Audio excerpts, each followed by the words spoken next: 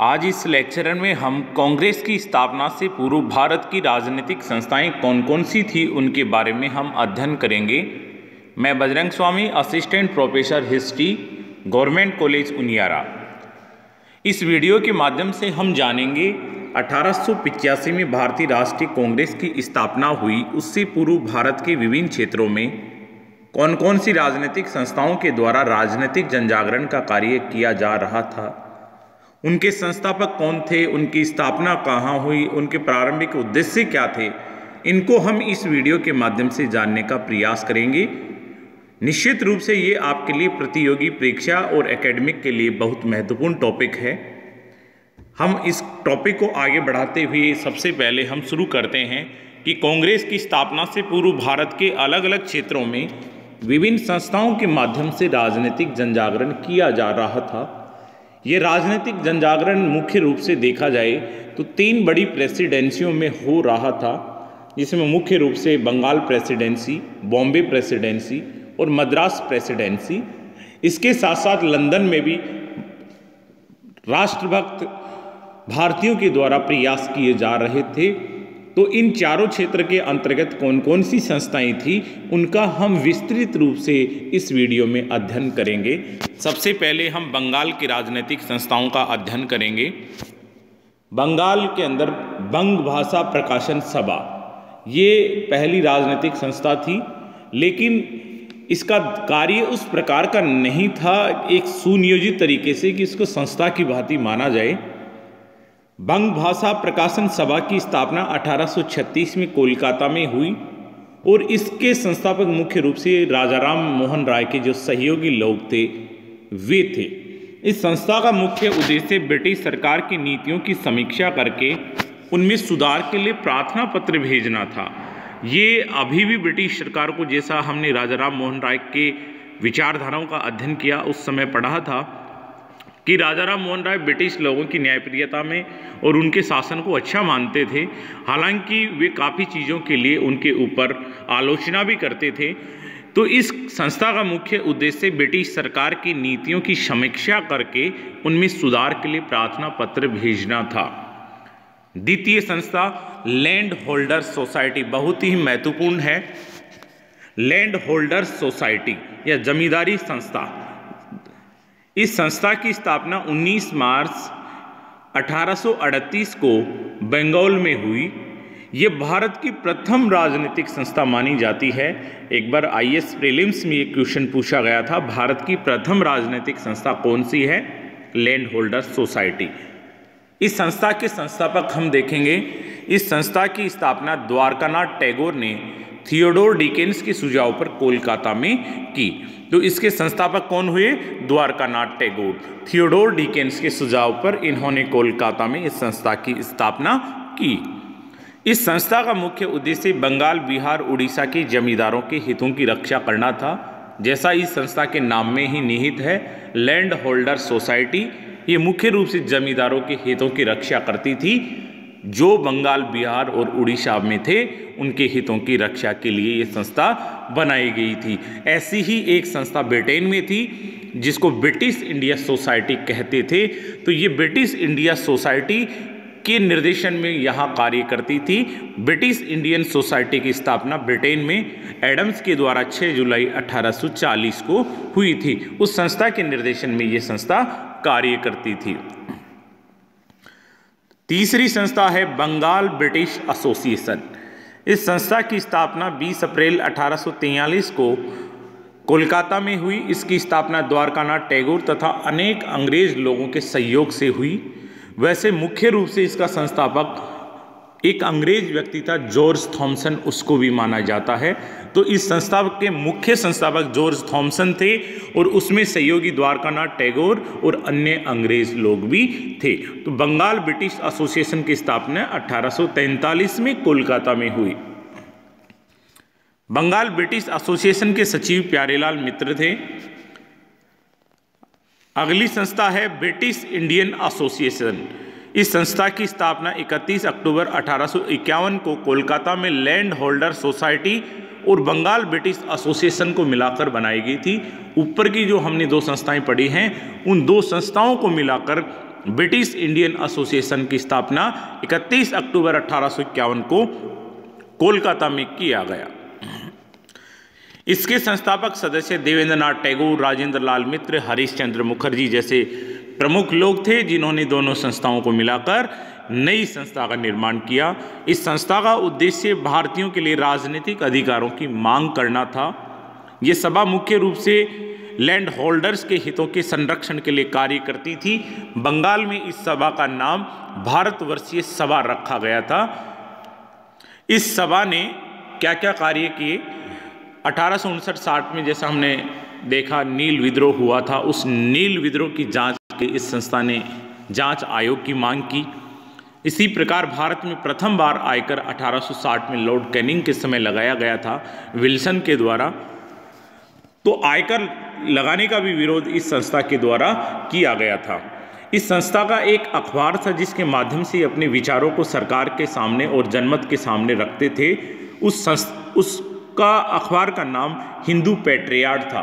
तो हिंदू पैट्रियाट समाचार पत्र ने नील जो विद्रोह हुआ, वहाँ के किसानों के साथ जो शोषण हो रहा था, उसको बड़े स्तर पर उजागर करने का कार्य हिंदू पैट्रियाट नामक समाचार पत्र ने किया था। अगली संस्था है इंडियन लीग। ये काफ़ी महत्वपूर्ण है। इंडियन लीग की स्थापना कोलकाता में शिशिर कुमार घोष ने सितंबर 1875 में की। तो इंडियन लीग के संस्थापक शिशिर कुमार घोष थे। इस संस्था का उद्देश्य लोगों में राष्ट्रवाद की भावना को जागृत करके राजनीतिक शिक्षा को बढ़ावा देना था।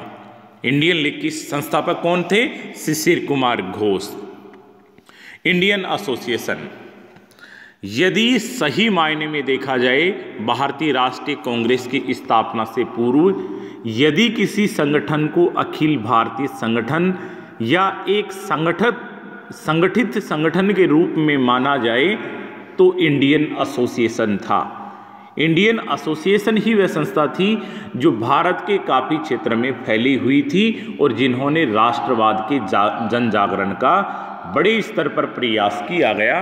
तो इंडियन एसोसिएशन का हम विस्तृत रूप से अध्ययन करेंगे। इंडियन एसोसिएशन की स्थापना 26 जुलाई 1876 को सुरेंद्र नाथ बनर्जी ने आनंद मोहन बोस के सहयोग से अल्बर्ट हॉल कोलकाता में की। तो इसके संस्थापक मुख्य रूप से दो व्यक्ति थे, आनंद मोहन घोष और सुरेंद्र नाथ बनर्जी। स्थापना अल्बर्ट हॉल कोलकाता में हुई। सही मायने में कांग्रेस से पूर्व अखिल भारतीय स्तर की यह प्रथम संस्था मानी जाती है। संस्थापक कौन थे? आनंद मोहन बोस और सुरेंद्र नाथ बनर्जी। अब इस संस्था के द्वारा क्या क्या प्रयास किए गए? इस संस्था ने सिविल सेवा परीक्षा के संदर्भ में आयु का मैटर हो, स्थान का मैटर हो, उसके बारे में आंदोलन चलाया। तो सिविल सेवा परीक्षा आंदोलन इंडियन एसोसिएशन के माध्यम से चलाया गया। आर्म्स एक्ट 1878 का था, उसका विरोध किया। वर्नाक्यूलर प्रेस एक्ट 1878 का था, उसका विरोध किया। इल्बर्ट विल 1883 का था, उसका विरोध किया गया। तो उनके खिलाफ इन्होंने एक आंदोलन चलाया और लोगों के अंतर्गत अपने राष्ट्र को गुलामी की जंजीरों से मुक्ति करने के लिए एक भावना का संचार हुआ। सुरेंद्र नाथ बनर्जी को उसके द्वारा दिए गए योगदान के कारण काफ़ी उपाधियाँ भी दी गई, जैसे राष्ट्रगुरु कहा गया, बिना ताज के बादशाह कहा गया कि इस व्यक्ति ने कार्य तो बहुत किया लेकिन इनके सिर पर ताज नहीं पहनाया गया। इनको दिए गए योगदान की तुलना में इनको बहुत कम इतिहास में सम्मान मिल पाया है, बिना ताज के बादशाह हैं। इंडियन एसोसिएशन का मार्च 1877 का अधिवेशन हुआ, उसमें केशव चंद्र सेन ने भी भाग लिया था, जो ब्रह्मा समाज के सदस्य थे। इंडियन एसोसिएशन के सचिव आनंद मोहन बोस थे। आनंद मोहन बोस जो इसके संस्थापक सदस्य में से एक थे। संस्था का मुख्य उद्देश्य सभी धर्मों और जातियों को राष्ट्रीय आंदोलन के लिए संगठित करना था। हिंदू पैट्रियाट समाचार ने इस संगठन का स्वागत किया और ये संगठन अन्य संगठनों की तुलना में अधिक प्रसिद्ध हुआ। उसका मुख्य कारण ये था कि इसमें सदस्य मुख्य रूप से मध्यम वर्ग के लोग थे। इसलिए जुड़ने वालों का दायरा बढ़ गया, जबकि अभी तक जो संगठन बन रहे थे वे अपने अपनी क्लास के हितों के लिए बन रहे थे। जैसा लैंड होल्डर सोसाइटी हमने देखा कि जमींदारों ने अपनी हितों की संरक्षण के लिए बनाई थी, लेकिन इसमें मध्यम वर्ग के लोगों को शामिल किया और उसमें मुख्य उद्देश्य राष्ट्रवाद की भावना जगाकर लोगों को स्वतंत्रता के लिए तैयार करना इनका उद्देश्य था। इसलिए ये संस्था कांग्रेस की स्थापना के पूर्व की जितनी भी संस्थाएं हैं उनमें सबसे अधिक लोकप्रिय यदि संस्था हुई तो इंडियन एसोसिएशन थी। सुरेंद्र नाथ बनर्जी के बारे में हम कुछ देखेंगे। सुरेंद्र नाथ बनर्जी 1869 में इंडियन सिविल सेवा के अंदर ये भर्ती हुए। उस साल 4 भारतीय लोगों का भारतीय सिविल सेवा के अंतर्गत परीक्षा में उत्तीर्ण हुए। उस समय भारतीय सिविल सेवा लंदन में आयोजित होती थी। 1923 में जाकर भारत में वो आयोजित होना शुरू होती है। 1864 में पहली बार सत्येंद्र नाथ टैगोर ICS में चुने जाने वाले फर्स्ट इंडियन थे। उसके बाद 1869 के अंतर्गत सुरेंद्र नाथ बनर्जी चयनित हुए। 1874 में इनको बर्खास्त कर दिया गया और ये बर्खास्त के समय असम में कलेक्टर के रूप में पदस्थापित थे और इस प्रकार ये बर्खास्त होने वाले, सिविल सेवा से बर्खास्त होने वाले प्रथम भारतीय थे। अब जैसे ही इनको सिविल सेवा से बाहर किया गया उसके बाद इन्होंने अपना ध्यान देश के स्वतंत्रता के यज्ञ में आहूत करने का इनका संकल्प लिया। इन कोलकाता उच्च न्यायालय के न्यायाधीश द्वारा सुरेंद्र नाथ बनर्जी को कोर्ट की अवमानना के आरोप में 2 माह की सजा भी इनको सुनाई थी। इस एसोसिएशन ने असम चाय बागानों के कुलियों के साथ जो दुर्व्यवहार हुआ, शोषण हुआ, उसके प्रति भी इन्होंने आंदोलन चलाया था। 1883 के अंतर्गत एक बिल आया, इल्बर्ट बिल विवाद। इल्बर्ट बिल क्या था इसका हम अलग से अध्ययन करेंगे। इल्बर्ट बिल के विरोध में इन्होंने एक अखिल भारतीय स्तर के सेमिनार सम्मेलन का आयोजन किया और उस सम्मेलन का नाम इन्होंने नेशनल कॉन्फ्रेंस रखा। नेशनल कॉन्फ्रेंस के 2 अधिवेशन होते हैं, एक 1883 में, एक 1885 में। पहले कॉन्फ्रेंस की अध्यक्षता आनंद मोहन बोस करते हैं और द्वितीय कॉन्फ्रेंस की अध्यक्षता सुरेंद्र नाथ बनर्जी स्वयं करते हैं। इंडियन एसोसिएशन ने, तो नेशनल कॉन्फ्रेंस क्या है? इंडियन एसोसिएशन के द्वारा इल्बर्ट बिल के विरोध में बुलाया गया एक राष्ट्रीय सम्मेलन था। तो हम नेशनल कॉन्फ्रेंस के बारे में देखते हैं। इंडियन एसोसिएशन ने 1883 की इल्बर्ट बिल के परिणाम स्वरूप कोलकाता में नेशनल कॉन्फ्रेंस नामक एक अखिल भारतीय सम्मेलन का आयोजन आनंद मोहन बोस की अध्यक्षता में किया गया। आनंद मोहन बोस को छात्रों का बेताज बादशाह कहते हैं। नेशनल कॉन्फ्रेंस की स्थापना सुरेंद्र नाथ बनर्जी ने की, जिनके प्रथम अधिवेशन की अध्यक्षता आनंद मोहन बोस ने की थी। नेशनल कॉन्फ्रेंस का दूसरा राष्ट्रीय सम्मेलन कोलकाता में सुरेंद्र नाथ बनर्जी की अध्यक्षता में 1885 ईस्वी में हुआ। इस समय भारतीय राष्ट्रीय कांग्रेस का मुंबई में भी प्रथम अधिवेशन चल रहा था। इसी कारण उस अधिवेशन में सुरेंद्र नाथ बनर्जी और आनंद मोहन बोस शामिल नहीं हो पाए, क्योंकि इधर नेशनल कॉन्फ्रेंस का दूसरा सम्मेलन चल रहा था।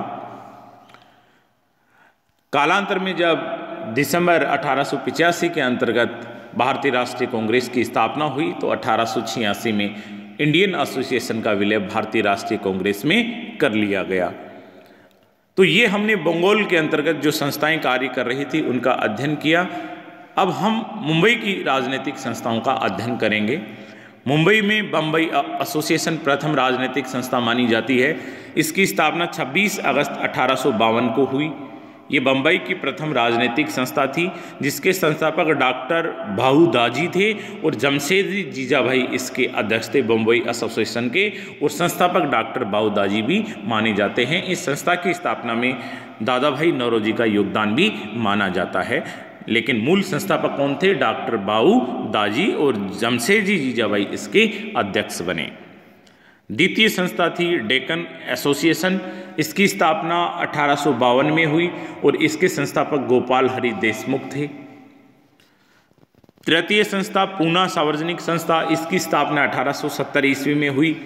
इसके संस्थापक मुख्य रूप से 3 व्यक्ति थे, महादेव गोविंद रानाडे, गणेश वासुदेव जोशी एसएच चिपलूणकर, ये 3 व्यक्ति थे जिन्होंने पूना सार्वजनिक सभा की स्थापना 1870 ईस्वी के अंतर्गत की। इस संस्था ने 1857 के विद्रोह की आलोचना की, इस कारण ये जनमानस के मन से दूर हो गई थी, इसलिए धीरे धीरे ये संस्था निष्क्रिय की भांति हो गई थी। चतुर्थ संस्था जो बम्बई प्रेसिडेंसी की सबसे मजबूत संस्था बनी, बॉम्बे प्रेसिडेंसी एसोसिएशन, इसकी स्थापना 1885 ईस्वी में की और इसके संस्थापक 3 थे जिनको बम्बई त्रयी या बम्बई त्रिमूर्ति भी कहते थे, जिनमें मुख्य रूप से फिरोज मेहता, बदरुद्दीन तैयबजी, केटी तैलंग थे। तो इन तीनों को मिलाकर बम्बई त्रयी या बम्बई त्रिमूर्ति भी कहते हैं, फिरोज मेहता, बदरुद्दीन तैयबजी, केटी तैलंग। फिरोज मेहता को मुंबई के बेताज बादशाह कहते हैं, जैसे आनंद मोहन बोस को छात्रों का बेताज बादशाह कहते हैं। तो ये हमने बम्बई की राजनीतिक संस्थाओं के बारे में अध्ययन किया। अब मद्रास की राजनीतिक संस्थाएं हैं। प्रथम संस्था है ब्रिटिश इंडियन मद्रास एसोसिएशन, इसकी स्थापना 1850 ईस्वी में हुई और इसके संस्थापक CY मुदालियर थे। द्वितीय संस्था मद्रास नेटिव एसोसिएशन, इसकी स्थापना 26 फरवरी 1852 ईस्वी में हुई, जिसके संस्थापक गजुलू लक्ष्मी नरसू चेटी थी। यह कोलकाता की ब्रिटिश नेटिव एसोसिएशन की एक शाखा थी। इस एसोसिएशन ने लंदन में अपना एक प्रतिनिधि नियुक्त किया जिसको कोलकम लेविन नाम था। जब इस संस्था को लंदन में अपना पक्ष रखने की आवश्यकता होती तो कोलकम लेविन के माध्यम से ये अपना पक्ष को रखती थी। तो इसके संस्थापक गजुलू लक्ष्मी नरसू चेटी थी। तृतीय संस्था मद्रास महाजन सभा, इसकी स्थापना 1884 ईस्वी में हुई, जिसके संस्थापक AR चेरियार, G Subramaniam Iyer, गजुलू Lakshmi Narasu, PC आनंद चार्लू, ये इनके मुख्य संस्थापक में थे और 1884 ईस्वी में इस संस्था की स्थापना हुई। आगामी हम देखते हैं लंदन में कौन से राजनीतिक संगठन राजनीतिक जनजागरण के लिए प्रयास कर रहे थे। लंदन में जो राजनीतिक संस्थाएं कार्य कर रही थी उनका मुख्य उद्देश्य ब्रिटिश संसद और जनमत का ध्यान भारत में उनके द्वारा किए जा रहे शोषण की तरफ ध्यान आकर्षण करना था। इसलिए उन लोगों ने लंदन में रहकर संस्थाओं के माध्यम से भारत की दुर्दशा की ओर अपना ध्यान इंगित करवाया। पहली संस्था है लंदन इंडिया कमेटी, इसकी स्थापना 1862 ईस्वी में हुई, जिसके संस्थापक पुरुषोत्तम मुदालियर थे या मुदलियार थे, पुरुषोत्तम मुदालियर थे। लंदन इंडिया सोसाइटी, इसकी स्थापना 1865 ईस्वी में हुई, जिसके संस्थापक दादा भाई नौरोजी थे या जिसको इंडिया सोसाइटी भी कहते हैं या लंदन इंडिया सोसाइटी इनका मूल नाम था और चर्चित नाम इसका इंडिया सोसाइटी था, जो दादा भाई नौरोजी के द्वारा बनाई गई एक संस्था थी। कालांतर में लंदन में रहने वाले लोगों के लिए ये एक बड़ी निर्देशन की भूमिका ये संस्था निभाती थी। ईस्ट इंडिया एसोसिएशन, इस संस्था की स्थापना 1 जुलाई 1866 को हुई। इस एसोसिएशन के संस्थापक भी दादा भाई नौरोजी थे। इस संस्था की स्थापना का मुख्य उद्देश्य ब्रिटिश संसद और जनता को भारतीय विषयों से अवगत कराना था। इस संस्था को सबसे अधिक समर्थन बॉम्बे प्रेसिडेंसी एसोसिएशन से मिला। तो ये हमने उन संस्थाओं के बारे में अध्ययन किया है जो भारतीय राष्ट्रीय कांग्रेस की दिसंबर 1885 की स्थापना से पूर्व भारत के विभिन्न क्षेत्र एवं भारत के बाहर लंदन में कार्य कर रही थी। मुख्य रूप से इसमें कंपटीशन के लिए काफ़ी बार प्रश्न पूछे जाते हैं। तो मुख्य रूप से संस्था की स्थापना कहाँ हुई, कब हुई, किन के द्वारा हुई, मुख्य रूप से इनका कार्य क्या था, ऐसे क्वेश्चन फ्रिक्वेंटली पूछे जाते हैं। बहुत बहुत धन्यवाद।